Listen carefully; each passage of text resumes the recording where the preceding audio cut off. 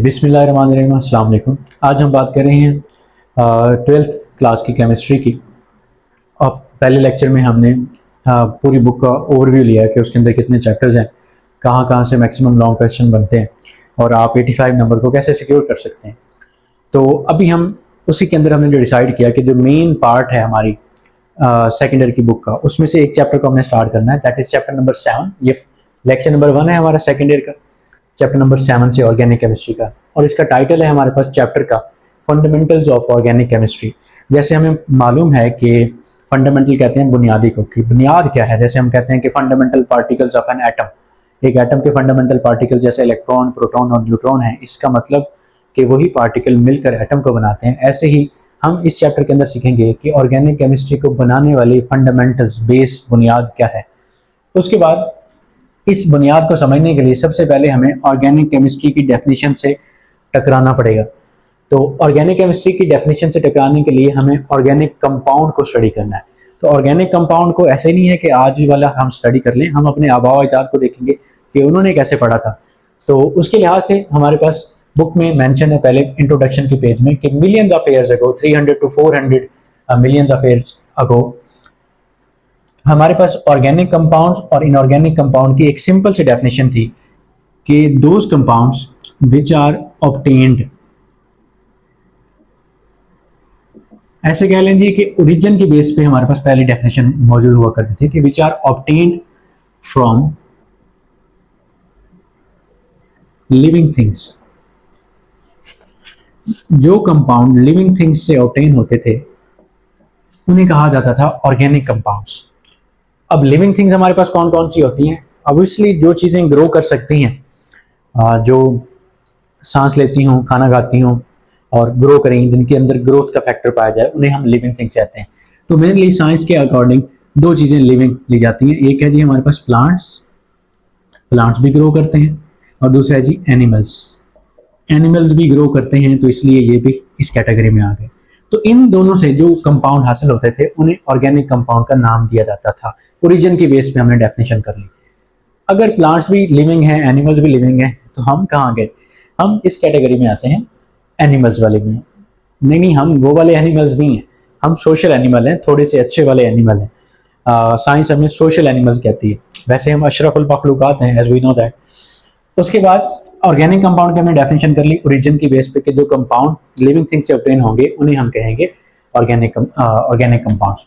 और इनऑर्गेनिक की those compounds which are obtained from क्या होगा जी?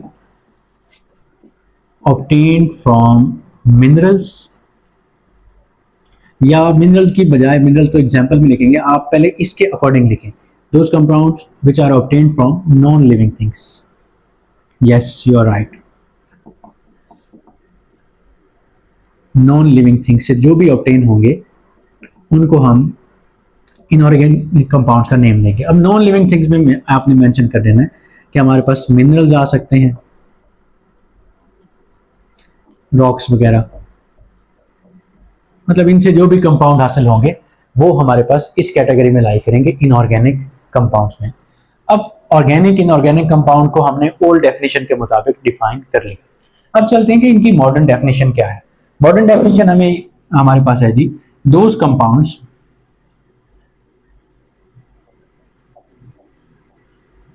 विच इसेंशियली, जरूरी तौर पे, contain कार्बन एंड हाइड्रोजन। वो वाले कंपाउंड जिनमें कार्बन और हाइड्रोजन जरूरी तौर पे मौजूद होंगे, उनमें होने चाहिए ये दोनों एलिमेंट, तो उन्हें हम ऑर्गेनिक कंपाउंड का नाम लेते हैं। और ऑर्गेनिक कंपाउंड के बाद हमने कहा था कि हम ऑर्गेनिक केमिस्ट्री की डेफिनेशन की तरफ चलेंगे। तो ऑर्गेनिक केमिस्ट्री की डेफिनेशन क्या होगी? ऑर्गेनिक केमिस्ट्री की जो मॉडर्न डेफिनेशन है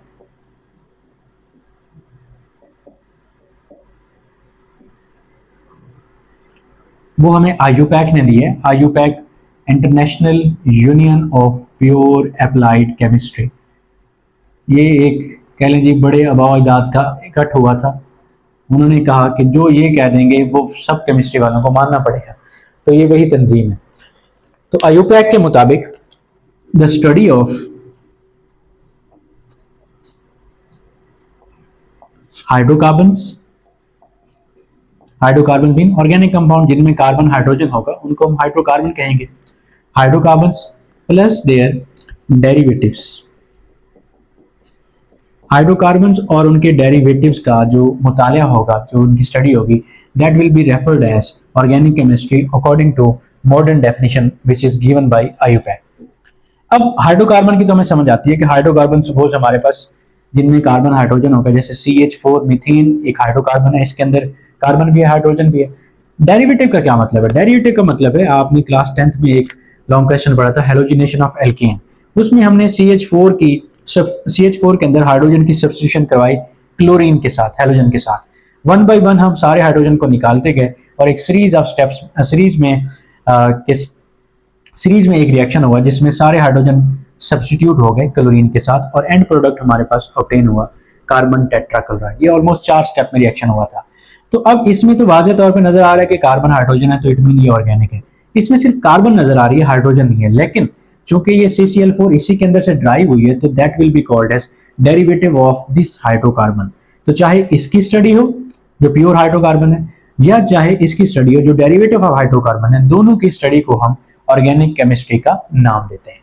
यहां तक हमारे पास डेफिनेशन हो गई और ये आपका यहाँ पे फर्स्ट शॉर्ट क्वेश्चन है जी। आज के टॉपिक में हम साथ साथ क्वेश्चन भी मेंशन करते जाते हैं। This one is the first short question and this one is the second short question. वो पुरानी डेफिनेशन है, बस वो for the sake of information आप लोग याद कर लो, उसमें से शॉर्ट क्वेश्चन नहीं आता। वाइटल फोर्स थ्योरी क्या है? ये एक इंपॉर्टेंट शॉर्ट क्वेश्चन है हमारा यहाँ पे टॉपिक में। वाइटल फोर्स थ्योरी को प्रपोज किया था जैकब बर्जीलियस ने।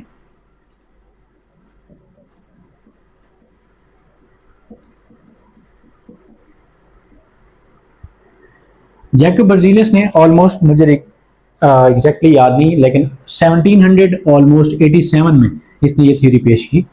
इसकी बिल्कुल सिंपल सी एक स्टेटमेंट है जो as an important short question आपसे पूछी जा सकती है।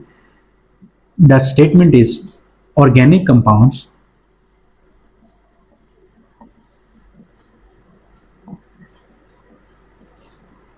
Can not be synthesized in laboratory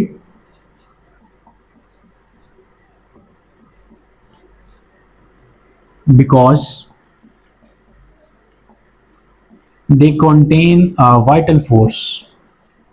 organic compound को आप लैब में तैयार नहीं कर सकते क्योंकि उनके अंदर एक वाइटल फोर्स पाई जाती है और ये माना जाता था कि उस वाइटल फोर्स को हम कंट्रोल नहीं कर सकते, वो इंसान के बस में नहीं है। वाइटल का मतलब प्राइम इंपॉर्टेंट, जैसे हम कहते हैं कि हमारी बॉडी में जो हमारा हार्ट है वो एक वाइटल ऑर्गन है हमारे लिए, मतलब उसके बगैर लाइफ पॉसिबल नहीं है हमारी, हम नहीं जिंदा रह सकते। तो इसी तरह से एक ऐसी कुव्वत जो बहुत इंपॉर्टेंट हो, बहुत ताकतवर हो, जो हमारे बस में ही नहीं है, ऑर्गेनिक कंपाउंड में वो ताकत पाई जाती है। तो ऑर्गेनिक कंपाउंड को हम लैब में नहीं बना सकते क्योंकि वो ताकत हमारे कंट्रोल में नहीं है। तो that statement was according to vital force theory. तो मतलब ये सिंपल कुल मिला के बात ये है, ये थ्योरी ये कह रही थी कि ऑर्गेनिक कंपाउंड को जी आप लैब में नहीं बना सकते। ये थ्योरी हमें ये मेंशन कर रही है। लेकिन एक भाई साहब है इनके बाद, उनका नाम है हमारे पास फ्रेडरिक वूलर।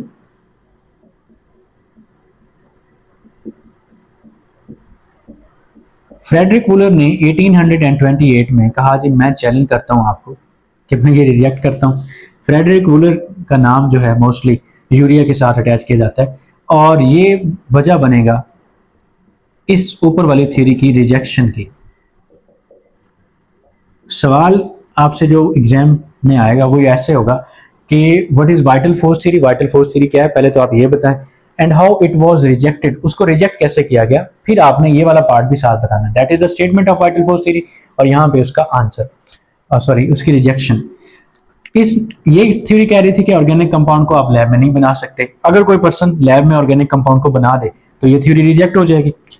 तो यहाँ पे फ्रेडरिक वूलर ने एक कंपाउंड देखा। सबसे पहले तो यहां से एक एमसीक्यू कंपाउंड उसने कौन सा जी, यूरिया एक ऑर्गेनिक कंपाउंड है, ये उसने सबसे पहले ऑब्टेन किया यूरिन ऑफ मैमल्स से। ये आपकी बुक में, मेरे पास यहाँ पे बुक है नहीं, यूरिन ऑफ मैमल्स से इसको ऑब्टेन किया गया। ये बड़ी इंपॉर्टेंट एमसीक्यू है, ये आपने एमसीक्यू के तौर पे मार्क करनी है आपकी बुक में। पहला जो पेज है ना इंट्रोडक्शन का, उसके आखिरी 2 लाइनों में ये एमसीक्यू दी होगी कि he obtained urea firstly from the urine of the mammals. अब उसने क्या किया, इसी यूरिया को प्रिपेयर करने लगा। उसने कैसे प्रिपेयर किया जी, उसने एक कंपाउंड लिया अमोनियम साइनेट जिसका फार्मूला है NH4CN। अब इसको भी उसने कैसे ऑब्टेन किया था, ये एक अलग मोस्टली हेल्पिंग बुक्स में लिखा होता है, टेक्स्ट बुक का हमारा पार्ट नहीं है। अमोनियम साइनेट के लिए उसने अमोनियम क्लोराइड और पोटेशियम साइनेट को मिक्स किया और फिर वहां से अमोनियम साइनेट को इसने ऑब्टेन किया। खैर कुल मिला के बात यह है कि अमोनियम साइनेट एक इनऑर्गेनिक कंपाउंड है। अब इसने इसको लैब के अंदर किया है हीट, गर्म किया, और इससे इसने प्रिपेयर किया यूरिया। ये यूरिया का फार्मूला भी आपने एज इट इज याद रखना है। ये जो इक्वेशन है ये इस रिजेक्शन की बेस है, इस इक्वेशन को आपने याद करना है।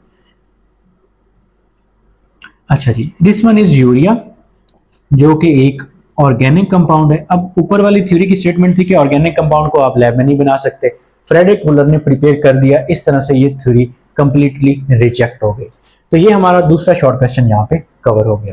इसके बाद कोलबाया 1845 में उसने कुछ ऑर्गेनिक कंपाउंड डिस्कवर किए। इस तरह से आहिस्ता आहिस्ता जो ये थ्योरी थी कि ऑर्गेनिक कंपाउंड को आप प्रिपेयर नहीं कर सकते, तो उन्होंने प्रिपेयर किए। तो इस तरह से जो है फिर ये थ्योरी क्या हो गई, कंप्लीटली रिजेक्ट हो गई, इसने अपनी इंपॉर्टेंस खो दी। आखिर में आज के इस लेक्चर के आखिर में यहाँ पे कुछ क्वेश्चन जो है ना हमारे पास कंपाउंड्स मेंशन है हमारी बुक में। वो कंपाउंड्स क्या हैं कि मैं यहाँ पे मेंशन कर लेता हूँ। CO carbon monoxide, CO2 carbon dioxide, carbonate ion CO3 2 negative, bicarbonate ion HCO3 negative. ये कुछ कंपाउंड हमारी बुक में मेंशन है कि कन्वेंशन के लिहाज से कि हमने अपनी आसानी के लिए इन कंपाउंड्स को इनऑर्गेनिक कंसीडर करना है। मैं बताता हूं कि क्यों कंसीडर करना है जी।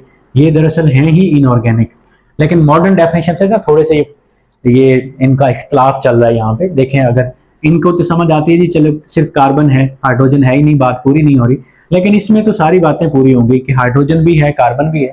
और मॉडर्न डेफिनेशन हमें यही कह रही थी कि जिसमें हाइड्रोजन और कार्बन हो तो उसे हमें ऑर्गेनिक कहना चाहिए, लेकिन ये ऑर्गेनिक नहीं है, हम इसे इनऑर्गेनिक कह रहे हैं। तो ये MCQ के लिहाज से बहुत इंपॉर्टेंट पॉइंट है कि आ जाएगा कि which one of the following is an organic और इनऑर्गेनिक, तो आपको ये पता होना चाहिए। तो सिर्फ एक डेफिनेशन काफी नहीं है, ऑर्गेनिक कंपाउंड की और काफी सारी प्रॉपर्टीज होती हैं जिनका मैच होना जरूरी है।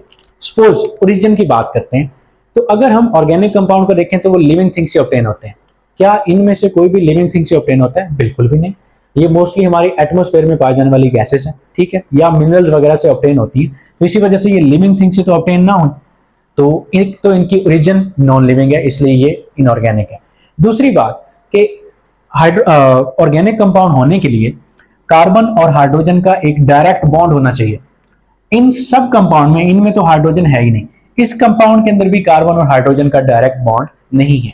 यहाँ पे भी कार्बन का बॉन्ड डायरेक्टली तीनों ऑक्सीजन के साथ है और एक उन तीनों में से एक ऑक्सीजन के साथ हाइड्रोजन बॉन्ड है।